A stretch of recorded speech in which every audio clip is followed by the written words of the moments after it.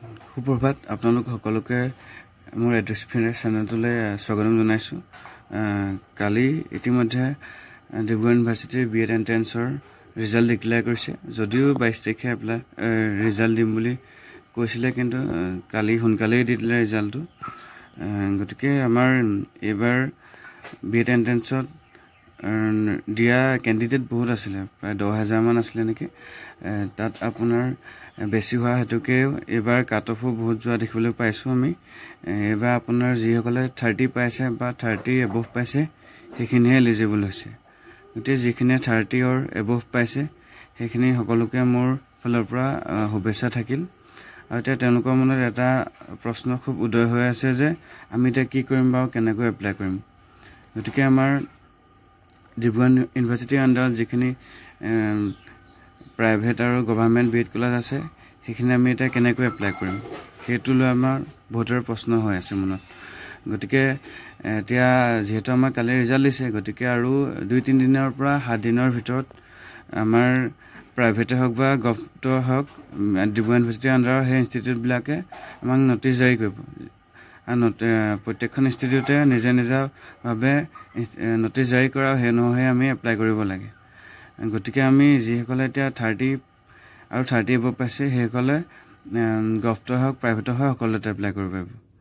কিন্তু যিমান বেছি হয় মাৰ্কছটো সিমান নিজৰ কাৰণে ভাল। তেতিয়া আমি নিজৰ ইচ্ছা অনুসৰি ইনষ্টিটিউটখনত পঢ়িবলৈ সুবিধাটো পাওঁ, বা গভৰ্ণমেণ্টত পঢ়াৰ তেতিয়া সুবিধা থাকে, তেতিয়া আমাৰ খৰচটো কম হয়। গতিকে এতিয়া আমি আহিম সেই এডমিশ্যন প্ৰচেছটোলৈ। এতিয়া আমাৰ আহিলে এপ্লিকেশ্যন প্ৰচেছটো। এপ্লিকেশ্যনটো মই কৈছোঁ যে আপোনালোকক আমাৰ ডিব্ৰুগড় ইউনিভাৰ্চিটিৰ আণ্ডাৰত যিখিনি প্ৰাইভেট হওক গভৰ্ণমেণ্ট হওক সেই সকলো ইনষ্টিটিউটে নিজস্বভাৱে নটিচ জাৰি কৰে কেতিয়াৰ পৰা এডমিশ্যন ষ্টাৰ্ট হ'ব, আৰু সেই অনুসৰি আমি এপ্লাই কৰিব লাগে। গতিকে আমাৰ আৰু 2-3 দিন বা এসপ্তাহৰ ভিতৰতে এনেকৈ নটিচ আহিব, আৰু যেতিয়া নটিচ আহে মই আপোনালোকক জনাম। সেইকাৰণে মোৰ চেনেলটো ছাবস্ক্ৰাইব কৰি থ'ব, যাতে নটিফিকেশ্যন বা ভিডিঅ' মই দিয়া মাত্ৰকে আপোনালোকে পাই যায়। গতিকে এতিয়া এপ্লিকেশ্যন প্ৰচেছটো হ'ব কিছুমান অনলাইন কিছুমান অফলাইন। এতিয়া আমাৰ গভবিলাকত মেক্সিমামতে অফলাইনতে হয়। আমাৰ তিতাবৰ ডায়েটত আৰু যোৰহাট PGDCটো অফলাইনে হয়, তিতাবৰ ডায়েটতো অফলাইন, গোলাঘাট চিটিটো অফলাইনে হয়। আকৌ আপোনাৰ ডিব্ৰুগড় চাবুৱা ডায়েটতো অফলাইনে হয়। আমাৰ ডিব্ৰুগড় ইউনিভাৰ্চিটিতহে ডিপাৰ্টমেণ্ট অফ এডুকেশ্যনতহে অনলাইনটো হয়।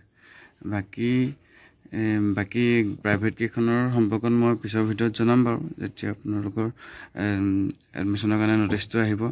আৰু আমাৰ এডমিশ্যন প্ৰচেছটো হ'ল আপোনাৰ অনলাইন বা অফলাইন দুটাতে কিছুমানত কৰিব পাৰি, কিন্তু এতিয়া কিছুমানৰ অনলাইন হয়, কিছুমানৰ অফলাইন, আৰু কিছুমানৰ দুয়োটা মুডতে থাকে।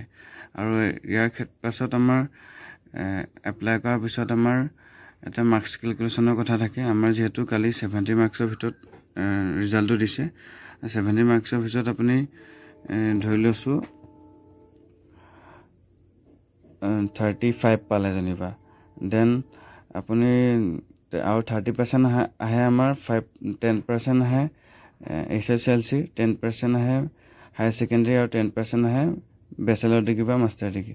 এতিয়া মই ধৰিছোঁ যেনিবা কালি আউট অফ 70 35 পালে আপোনালোকে, আৰু SSLC যদি আপোনালোকে 75% পাইছিলে, তাৰ 10% হ'লে আমাৰ 7.5 আহিব। আৰু হায়াৰ ছেকেণ্ডেৰীত যেনিবা আপোনালোকে 81 পাইছিলে, দেন তাৰ 10% হ'ব 8.1। আৰু বেচেলৰ ডিগ্ৰী বা মাষ্টাৰ ডিগ্ৰীত যিটোত বেছি সেইটো পাৰ্চেণ্টেজ লয়। যিখিনিয়ে দুইটা কৰি থৈছে সেই দুইটাও দি দিব পাৰে, কোনো কথা নাই।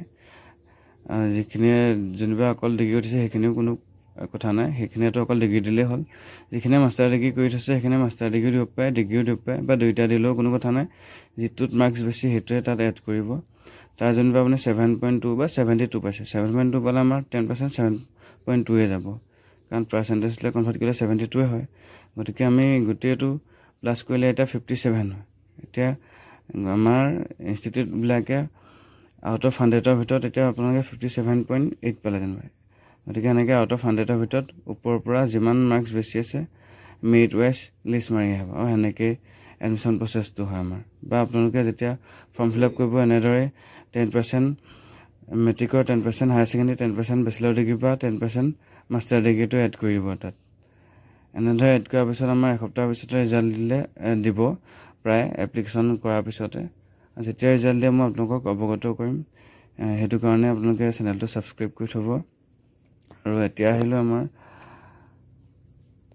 আৰু এটা প্ৰশ্ন হৈ আছে যে যিখিনি যেনে 30 পাইছে বৰ্ডাৰ লাইনত, সেইখিনি এতিয়া এপ্লাই কৰিব পাৰিবনে প্ৰাইভেটত বা গভটত? গতিকে কোনো কথা নাই, 30 পালেই এলিজিবল ফৰ এডমিশ্যন বুলি দিয়াই আছে যিহেতু, সেইটো কাৰণে এবাৰ 30 পালে আপুনি এলিজিবল হৈ গৈছে। গতিকে আপুনি চৰকাৰী হওক বা প্ৰাইভেটেই হওক এপ্লিকেবলৰ কাৰণে আপুনি এপ্লাই কৰিবৰ কাৰণে এলিজিবল হয়। চিট পাই নাপায় সেইটো পিছৰ কথা, কাৰণ যিমান পষ্ট চিট আছে কাৰণ মেৰিট ৱাইজে দিব। গতিকে আমাৰ এপ্লাই আপুনি প্ৰাইভেটতো কৰিব পাৰিব, গভটতো কৰিব পাৰিব 30 পালেও। বেছি পালে নিজৰ কাৰণে ভাল। আৰু আমাৰ কাট অফৰ বিষয়ত খুব সুধি আছে। কাট অফটো এনেকুৱা ধৰণৰ, যিহেতু আমাৰ গভবিলাকত আমাৰ যিহেতু ডেপুটেশ্যনৰ কাৰণে টিচাৰবিলাকো আহে, আমাৰ ফ্ৰেছো থাকে। গতিকে 50টা যদি চিট থাকে আমাৰ ডেপুটেশ্যনত প্ৰায় 20-30টা বা 25টামান আহে, তেতিয়া আমাৰ 25টাই ফ্ৰেছৰ কাৰণে চিট থাকে। সেই ক্ষেত্ৰত আমাৰ কাট অফটো বহুত বাঢ়ি যায়গৈ, কাৰণ আমাৰ 25টাহে ফ্ৰেছৰ কাৰণে থাকে, 25টা ডেপুটেশ্যনৰ কাৰণে থাকে গভবিলাকত। যদি সেইটো কাৰণে আমাৰ প্ৰত্যেক বছৰে কাট অফটো বেলেগ বেলেগ যাব পাৰে। কোনোবা এবছৰ দুবছৰ ছেম যাব পাৰে কাট অফটো। গতিকে লাষ্ট ইয়েৰ কাট অফটো চাই আমি এইবাৰ কাট অফত সেনেকৈ আমি ক'ব নোৱাৰিম, যিহেতু ডেপুটেশ্যনৰ ওপৰত নিৰ্ভৰ কৰে কিমান ডেপুটেশ্যন এইবাৰ আহিব। যদি ডেপুটেশ্যন কম আহে বা একেবাৰে নাহে, তেতিয়া 50টাটো ফ্ৰেছৰ কাৰণে চিট মুকলি হৈ যাব, তেতিয়া কাট অফটো কম যাব। গতিকে গভবিলাকক এনেকৈ কাট অফটো কৈ দিয়া ইমান কৈ দিবলৈ ইমান সহজ নহয়, কাৰণ ডেপুটেশ্যনৰ ওপৰত নিৰ্ভৰ কৰে কিমান আহিব ডেপুটেশ্যন। প্ৰাইভেটৰ ক্ষেত্ৰত হয়তো একেই থাকিব, যিহেতু তাত ফুল চিট ফ্ৰেছৰ কাৰণে মুকলি হৈ থাকে। সেই প্ৰাইভেটৰ ক্ষেত্ৰত মই কাট অফৰ ওপৰত ভিডিঅ' এটা আনিম বাৰু। আৰু গভটৰ ক্ষেত্ৰত সেইটো হয় আচলতে আমাৰ ডেপুটেশ্যন টিচাৰ কিমান আহিব সেইটোৰ ওপৰত নিৰ্ভৰ কৰে। আমাৰ 22 চনত আমি যেতিয়া 22 চনত কৰিছিলোঁ তেতিয়া ডেপুটেশ্যন বহুত আহিছিলে, এতিয়া লাহে লাহে কমি আহিছে বাৰু। সেইকাৰণে কাট অফটো কমেই যাব লাগে, আৰু ফ্ৰেছৰ কাৰণে চিট প্ৰায় বাঢ়িয়ে গৈছে বা আগতকৈ। গতিকে সেই কনফিউজনটো চাগে এতিয়া আপোনালোকৰ মাজত দূৰ হ'ল, কাৰণ এতিয়া কালি যিহেতু ৰিজাল্ট দিলে, এতিয়া ৰিজাল্ট দিয়াৰ পিছত এটাই কাম আমাৰ, এতিয়া 2-3 দিনৰ পিছতে বা এসপ্তাহৰ ভিতৰত আমাৰ ডিব্ৰুগড় ইউনিভাৰ্চিটিৰ আণ্ডাৰত গভট হওক প্ৰাইভেট হওক সেই ইনষ্টিটিউটবিলাকে ন'টিচ জাৰি কৰিব এডমিশ্যনৰ কাৰণে। যেতিয়া ন'টিচ জাৰি কৰে তেতিয়া আমি এপ্লাই কৰিবলৈ যাব লাগিব। এপ্লাই কৰাৰ পিছত আপোনাৰ নিজৰ কথা, প্ৰাইভেট গভ চবতে এপ্লাই কৰিব পাৰিব যদি more than 30 বা 30 যদি পাইছে। গতিকে যিমান বেছি মাৰ্কছ থাকে সিমান কাৰণে ভাল, তেতিয়া নিজৰ ইচ্ছামতে এখনত পঢ়িব পাৰিব আপোনালোকে। কিন্তু আৰু মাৰ্কিং ছিষ্টেমটো সেইটো হ'ল মানে যিটো আমাৰ আউট অফ 70 যিমান পাইছে সেইটোৱে ধৰিব, কিন্তু 30%ৰ 10% মেট্ৰিকৰ, 10% হায়াৰ ছেকেণ্ডেৰী, 10% ডিগ্ৰী বা মাষ্টাৰ ডিগ্ৰী বা বেচেলৰ ডিগ্ৰী তাৰ এড হয়। এনেদৰে আমাৰ মেৰিট লিষ্টটো মাৰিব আউট অফ 100 মাৰ্কছৰ ভিতৰত। যেতিয়াই ৰিজাল্ট দিব মই আপোনালোকক জনাম, বা যেতিয়া এতিয়া এডমিশ্যনৰ কাৰণে প্ৰচেছটো আৰম্ভ হ'ব মই আপোনালোকক জনাম যেতিয়া ন'টিচ ওলায়। আৰু গভট আৰু প্ৰাইভেটৰ কিছুমানৰ দুইটা প্ৰচেছে আছে। এতিয়া মই গভটৰ কেইখনৰ কথা যিহেতু জানো, মই এতিয়া কৈ দিছোঁ। আমাৰ যোৰহাট ডাইৰেক্টত অফলাইনে হ'ব এপ্লিকেশ্যন প্ৰচেছটো, তাৰপিছত PGTCটো অফলাইনে হ'ব, যোৰহাট PGTC, আৰু আমাৰ গোলাঘাটৰ চিটিটো অফলাইনে হ'ব, আৰু ডিব্ৰুগড় চাবুৱাটো যোৱা বছৰলৈকে অফলাইনে আছিলে, আৰু আমাৰ ডিব্ৰুগড় ইউনিভাৰ্চিটিৰ ডিপাৰ্টমেণ্ট অফ এডুকেশ্যনত অনলাইন হয়। বাকী মই প্ৰাইভেট কেইখনৰ কথা মই পৰৱৰ্তী ভিডিঅ'ত জনাম। আপোনালোকক যদি জানিব বিচাৰে কমেণ্ট কৰিব তলত। আজি ভিডিঅ'টো ইমানতে আছিলে। যদি কিবা ইনফৰ্মেটিভ যেন পালে ছাবস্ক্ৰাইব কৰিব, লাইক কৰিব, শ্বেয়াৰ কৰি দিব। ধন্যবাদ।